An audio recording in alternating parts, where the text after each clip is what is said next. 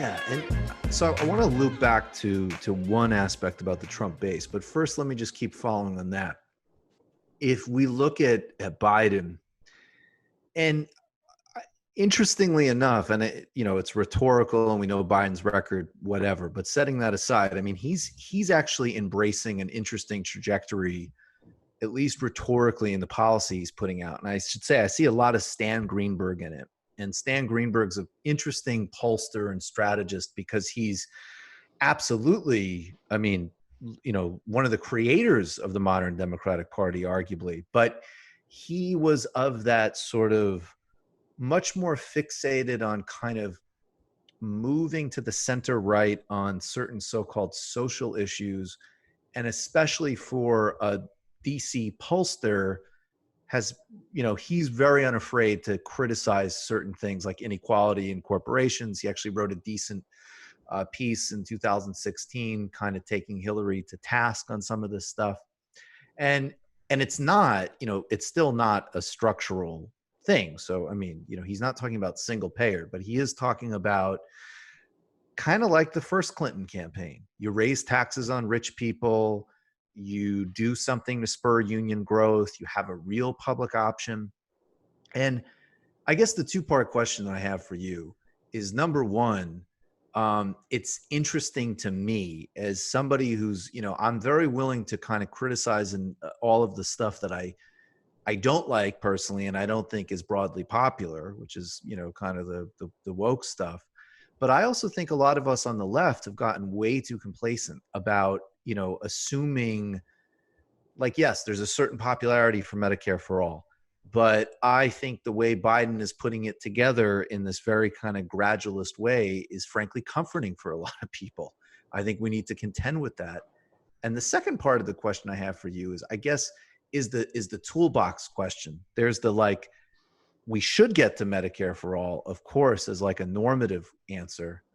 But are we at a point where, in the 80s and 90s, these kind of third way models, the left would reject because it didn't solve the problems and it didn't really go to the root, but it worked in some ways for that time.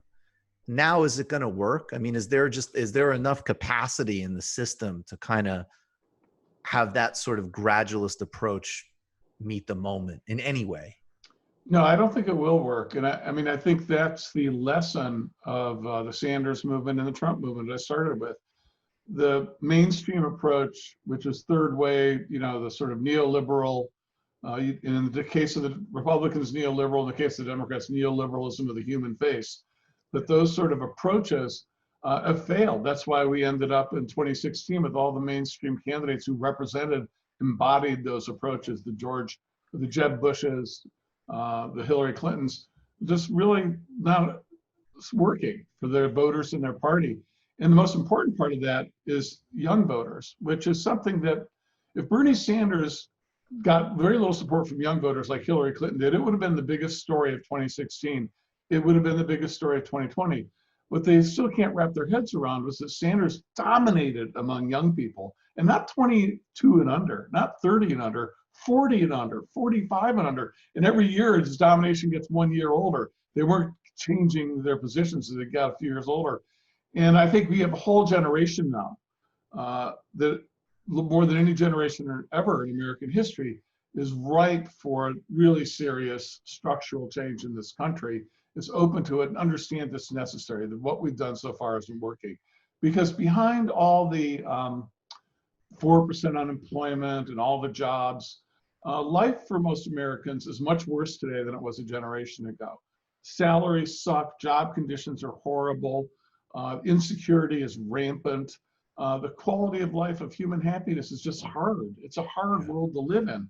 And people who are living it understand that. And really old rich people maybe haven't gotten the memo, but they haven't looked at the life of their kids and their grandkids enough to see what's going on. Young people get it. So that's the fundamental change. That didn't exist in the 80s or 90s. So when Bill Clinton came into power, when the Republicans were in power, that era, it was understandable why you would do neoliberalism of the human face. You knew there was a small electorate. You wanted to chip away some people in the middle to win just enough states to get power. but you also would never do anything to antagonize your major funders on Wall Street, real estate developers, corporate America. But you would, you'd be with a human face. And that's what's failed. That doesn't work anymore. That's the lesson Hillary didn't learn in 2016. If she put Sherrod Brown or Elizabeth Warren on the ticket, she would have won easily in 2016. Instead, she said, basically lifted her middle finger to like 40% of her party and said, screw you. You come vote for me and my guy. Well, you don't mean nothing to me. And she lost. And Joe Biden would lose if he did the same thing, except this time Trump's so hated, maybe even that approach would win now. But Biden, I think, hopefully is smart enough to understand that he, and Greenberg will say, the polling not only shows this, but this actual concrete situation we face is that those traditional things of the Bill Clinton approach won't work.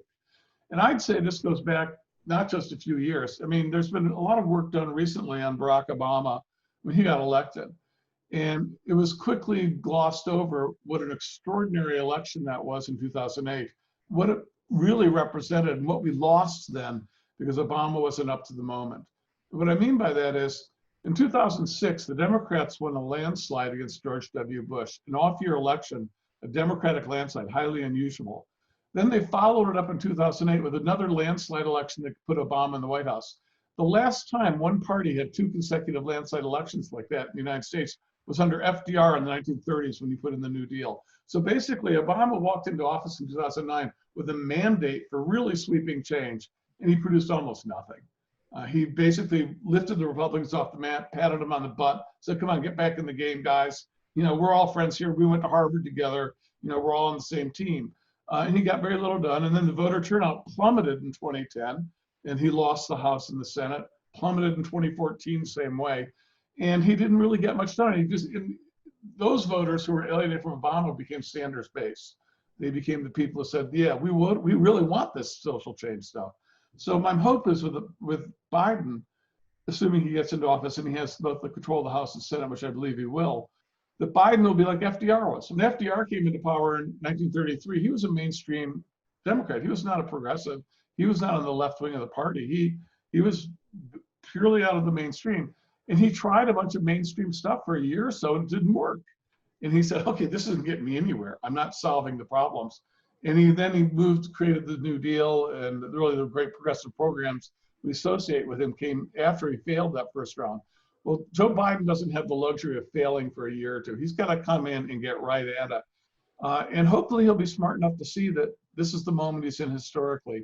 He's got to take advantage of it because Obama missed it completely. Yeah. And it's much more severe now. You just watched a Michael Brooks show video. Subscribe to get them all. Why wouldn't you? Don't be foolish. Click subscribe below and become a patron as well. Patreon.com/TMBS. Thanks, everybody.